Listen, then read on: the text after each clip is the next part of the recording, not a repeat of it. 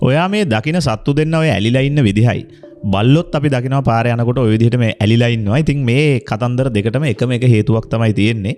ඉතින් අපි දැනගමු අද මේ කතන්දරේ ඔය සත්තු දෙන්න ඇත්තටම එකට ඇලිලා ඉන්නේ. ඒගොල්ලෝ ප්‍රජනක ක්‍රියාවලියක තමයි නිරත වෙන්නේ. ඉතින් ඔය සත්තු දෙන්න ටිකක් අපට සුලභව දකින්න ලැබෙන සත්තු දෙන්නෙක්. මේ සතාව හඳුන්වන ඇත්තනම මොකක් වුණත් මන්නම් ඌව හඳුන්වන්න කැමති ප්‍රජනකයා කියලා. මොකද මූගේ ජීවිත කාලේ ඌ වැඩි හරියක් කර ඉන්නේ ප්‍රජනනයේ බව අපට දකින්න ලැබෙනවා. මොකද මුන් තනිකඩ ඉන්නවට වඩා දෙන්න ඉන්න තමයි අපිට නිතරම පේන්නේ. ඉතින් මේ සතාගේ ඇත්තනම කළු කපු මකුණා. මේගොල්ලෝ මකුණු වර්ගයක්. ඉතින් මේගොල්ලන්ගේ මේ ප්‍රජනන ක්‍රියාවලිය තමයි ඒගොල්ලෝ නිරත වෙන්නේ. පිරිමි සතා මේකේ පොඩි, ගෑනු සතා ලොකුයි. හැම වෙලේම වගේ ඒක තමයි රටාව. ඒ වගේම මේ ගෑනු සතා තමයි හැම වෙලේම ඉස්සරහට යන්නේ, පිරිමි සතා පස්සට යන්නේ. හරිම අසාධාරණයක් තමයි මේ පිරිමි සතාට වෙලා තියෙන්නේ.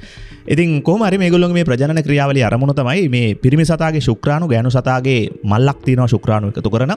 ඒ මල්ලට ගිහිල්ලා සංසේචන ක්‍රියාවලිය සිද්ධ වෙලා ඉවර වෙනකම් මේ පිරිමි සතා ගෑනු සතාගෙන් අයින් වෙන්නේ නැහැ.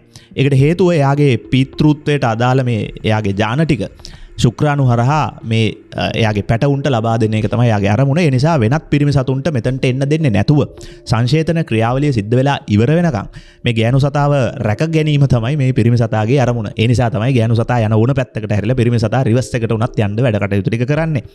ඉතින් ওই වගේ සිදුවීමකට පස්සේ ගෑනු සතා ගිහිල්ලා කොහේ හරි බිත්තර දානකම් මේගොල්ලෝ සෙට් වෙලා ඉන්නවා. කොච්චර සෙට් වෙලා ඉන්නවද කියනවනම් අපිට නිතර දකින්න ලැබෙන මේ සත්තුන්ව හරියට හොයලා බැලුවොත් ගොඩක් වෙලාවට මේගොල්ලෝ කපල් වෙලා තමයි ඉන්නේ, තනියෙන් ඉන්නේ නැහැ. සරලව කිව්වොත් ප්‍රජනන ක්‍රියාවලියේ දිගින් දිගටම නිරත වෙලා ඉන්න සතෙක් වගේ තමයි අපිට මෙයාව පේන්නේ.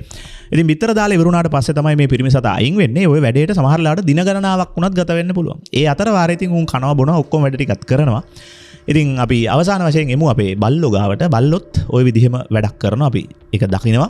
පොඩි කාලේදී හරිම කුතුහලයෙන් පිරුණු සිදුවීමක්. මොකද මේකට අදාළ හේතු කාරණා ටික අපිට දැනගන්න ලැබෙන්නේ නැති නිසා. ඉතින් වැඩිහිටියෝ බවට පත් වෙනකොට අපි දන්නවා මෙතනත් සංසර්ගයට පස්සේ සිදුවන ක්‍රියාවලියක් තියෙන්නේ. පිරිමි සතාගේ ශුක්‍රාණු ටික ගැහණු සතාගේ ගර්භාෂයේ ඇතුළටම ගමන් කරනකම් මේගොල්ලෝ ලොක් වෙලා තමයි ඉන්නේ. මේ ලොක් වෙන්න උදව් වෙනවා බල්බස් ග්ලැන්ඩිස් කියන මේ අවයවය.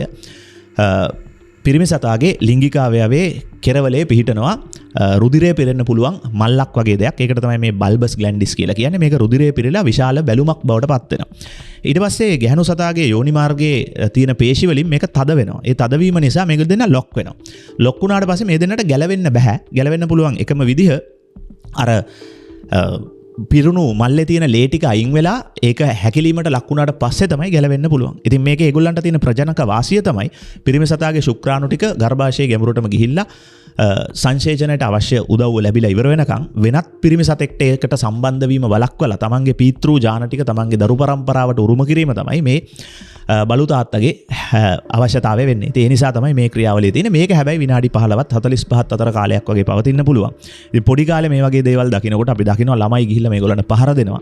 මේ වැඩිහිටියෝ වුණාට පස්සෙවත් අපි අඩුම තරමේ ළමයිව දැනුවත් කරලා තියන්නේ මෙහෙම පහර දෙන්න එපා කියන එක. ඒගොල්ලන්ට හේතු කියන නොකියන එක ඔයා තීරණය කළ යුතු දෙයක්.